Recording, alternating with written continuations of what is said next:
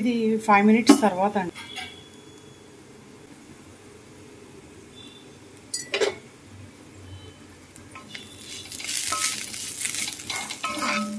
Chilli powder ఎలా turmeric లాస్ట్లో add చేస్తున్నా. లాస్ట్లో ఎందుకు యాడ్ చేస్తున్నానంటే టర్మరిక్ అనేది ఫస్ట్ యాడ్ చేసుకోకూడదండి, ఫ్రై అవ్వకూడదు. టర్మరిక్ ఫస్ట్ యాడ్ చేయడం వల్ల టర్మరిక్లో ఉన్న గుణాలు, అందులో ఉన్న మెడిసినల్ వాల్యూస్ అనేవి పోతాయి అన్నమాట. సో టర్మరిక్ని మనం ఎప్పుడైతే డిష్ అవుట్ చేసేసుకుంటామో ఇంకప్పుడు యాడ్ చేసేసి మనం ఇది సర్వ్ చేసుకోవటం అనమాట. నేను ఫైనల్గా ఇంకొక ఇంగ్రీడియంట్ వేస్తాను. ఇప్పుడు ఆడపిల్లలకి కొంచెం ఎక్కువ కాల్షియం కావాలి కాబట్టి ఇది వచ్చేసరికి వైట్ సెసమీ పౌడర్ అండి, నువ్వుల పొడి. ఇగో ఇంత యాడ్ చేసుకుంటాను పాప కోసం.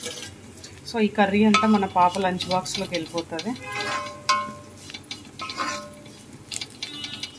This is the final result అండి.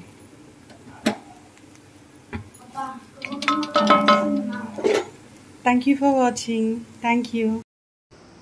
ఫైనల్గా ఇది పాప లంచ్ బాక్స్ అండి.